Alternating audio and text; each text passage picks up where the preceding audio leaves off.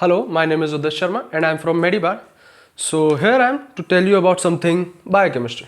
So let's start our class. So our today's topic is acid and base. It is a simple topic of the MBBS first year. So first of all, we talk about the acid. What is acid? What is the composition of the acid? What type of acid?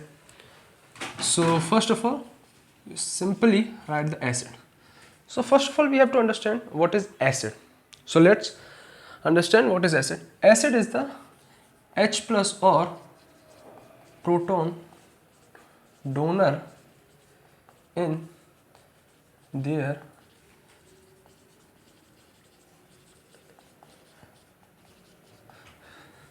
so what do we understand from this? H plus ion or the proton donor in their aqueous solution. It means H plus ion ये release करेंगे. Acid का काम है H plus ion को aqueous solution में release करना. जैसे कि एक एग्जांपल लेते हैं. फॉर एन एग्जांपल पहले बात करते हैं. HCl एक एसिड होता है. तो अगर हम बात करें तो ये जब डिसोसिएट होगा इन एक्वस सॉल्यूशन, पहले हम बात करते हैं एक्वस सॉल्यूशन की बात चल रही है. H plus ion Cl minus ion.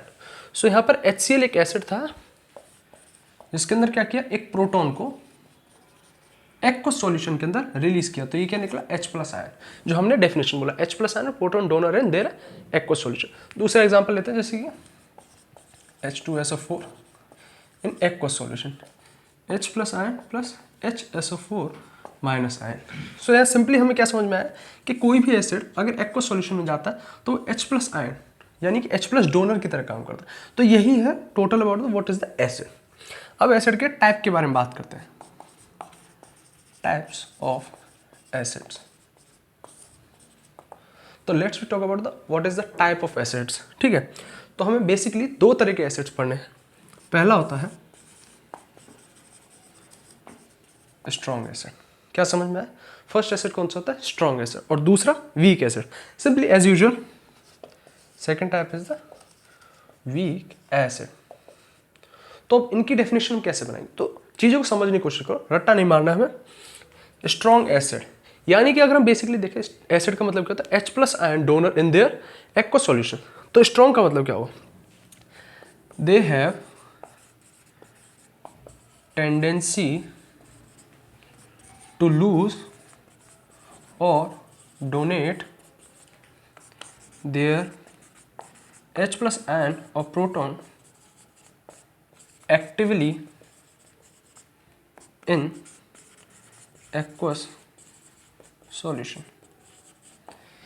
यानी कि इस पूरी डेफिनेशन में क्या समझ में आया, स्ट्रॉन्ग एसिड के पास एक स्पेशल टेंडेंसी होती है जिसके according they have the tendency to lose और donate their H plus ion और प्रोटॉन एक्टिवली मतलब बहुत जबरदस्ती, मतलब बहुत स्पीड के साथ ये अपने H प्लस आयन को डोनेट करते हैं एक्वस सॉल्यूशन. उन्हें हम बोलते हैं स्ट्रॉन्ग एसिड. दूसरे हम बात करते हैं what is weak acid. They do not have tendency to lose or donate their H plus ion or proton in aqueous solution.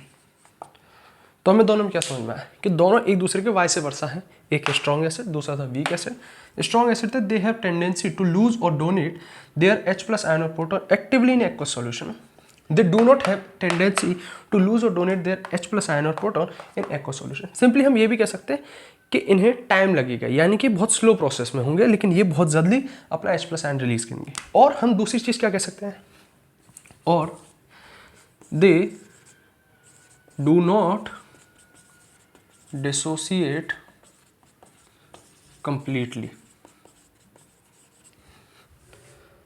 यहां पे लिख दे रहा हूं मैं, दे डिसोसिएट 100% और कंप्लीटली. तो हमें सिंपल से क्या समझना. अभी डिसोसिएशन क्या था, डिसोसिएशन जैसे कि हमने 11th-12th में पढ़ा था, सिंपल कि HCl आयन को मैंने दो जगह डिसोसिएट किया. डिसोसिएट मतलब तोड़ना, H प्लस आयन और Cl माइनस में. यानी कि यहाँ पर अगर हम बोले तो सिंपल डिसोसिएशन रिएक्शन चल रही थी. अगर कोई भी स्ट्रॉन्ग एसिड होगा तो बहुत जल्दी डिसोसिएट होगा, लेकिन वहीं अगर हम बात करें वीक एसिड की तो बहुत स्लोली और स्लोली डिसोसिएट होकर दूसरा 100% कभी भी डिसोसिएट नहीं होगा, वो लास्ट टू लास्ट 40% से 50% और 60% जैसी उसकी टेंडेंसी है। कुछ एग्जांपल्स की बात करते हैं, जैसे स्ट्रॉन्ग एसिड की बात करें अपन, जैसे पहला अपना ये जो एग्जांपल सामने लिख रहा है HCl हो गया, दूसरा हो गया H2SO4। वहीं अगर मैं वीक एसिड के एग्जांपल्स की बात करूं तो वीक एसिड में पहला होगा तुम्हारा H2CO3, जिसे हम कार्बोनिक एसिड ही बोलते हैं। इसका आयन बनता है बाइकार्बोनेट। ठीक है, तो सिंपल है बहुत, ज़्यादा कोई दिक्कत वाली बात नहीं ज़्यादा। तो यहाँ पर अपना पूरा एसिड्स खत्म होता है। अब हम बात करेंगे दूसरा टॉपिक अपना बेस। दूसरा टॉपिक है अपना बेस और basis, as you can want to say. बात करते हैं इसकी डेफिनेशन, तो इसे भी हम समझेंगे, हरटा कुछ नहीं मारना। क्या है बेस?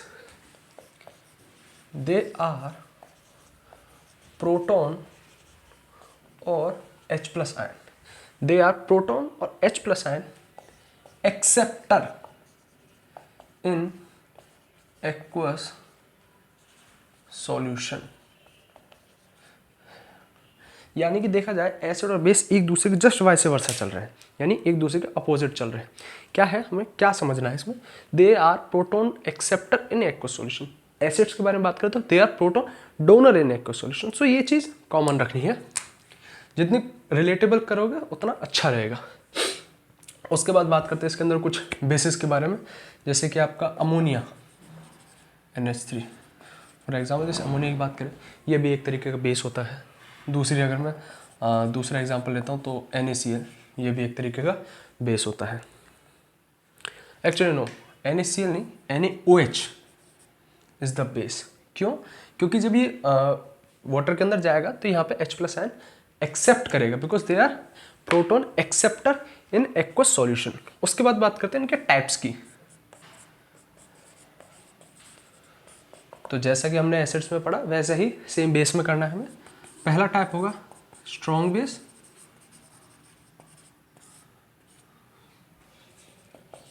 दूसरा होता है वीक बेस। सारा जो सेगमेंट है, जो फिगरमेंट है, वो जैसे एसिड में था वैसा ही रहेगा। जस्ट चेंज क्या है, थोड़ा बहुत फर्क है तो उसकी डेफिनेशन के अंदर, उसके जो टाइप्स हैं उसके अंदर क्या फर्क है। अब देखें, स्ट्रॉन्ग बेस यानी कि ये सारे प्रोटॉन एक्सेप्टर, इतना समझ में आया। स्ट्रॉन्ग का मतलब है they have greater tendency to accept proton in their aqueous solution। क्या समझ में आया? दे हैव ग्रेटर टेंडेंसी मतलब एक्चुअल में लास्ट में जाके तुम्हें एक्सेप्ट ही करवाना है प्रोटॉन का, लेकिन करना क्या है, they have greater tendency to accept. Greater tendency, इस चीज़ का याद रखना है। ग्रेटर टेंडेंसी, इस चीज़ को हमेशा याद रखना है। ब्लू से मार्क करता हूँ। दे हैव ग्रेटर टेंडेंसी, इस चीज़ का हमेशा याद रखें। दे हैव ग्रेटर टेंडेंसी, ठीक है, क्योंकि फ़र्क बहुत एक एक शब्द का होगा। यहाँ पे बहुत ज़्यादा लंबी लंबी डेफिनेशंस नहीं है, बहुत ज़्यादा समझने के लिए नहीं, सिंपल चीज़ है, लेकिन उन्हें गौर से समझना है, क्योंकि एक छोटी चीज़ आपको बहुत बड़े बड़े चेंजेस दिला सकती है। उसके बाद बात करते हैं वीक बेसिस के बारे में। दे हैव लो टेंडेंसी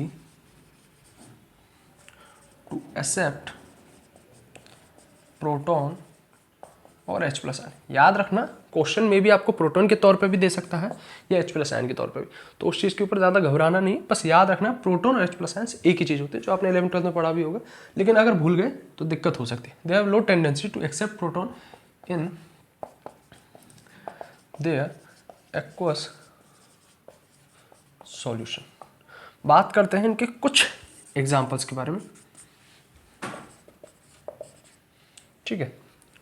सबसे पहले एक चीज़ याद रखिएगा, जैसे पहले मैंने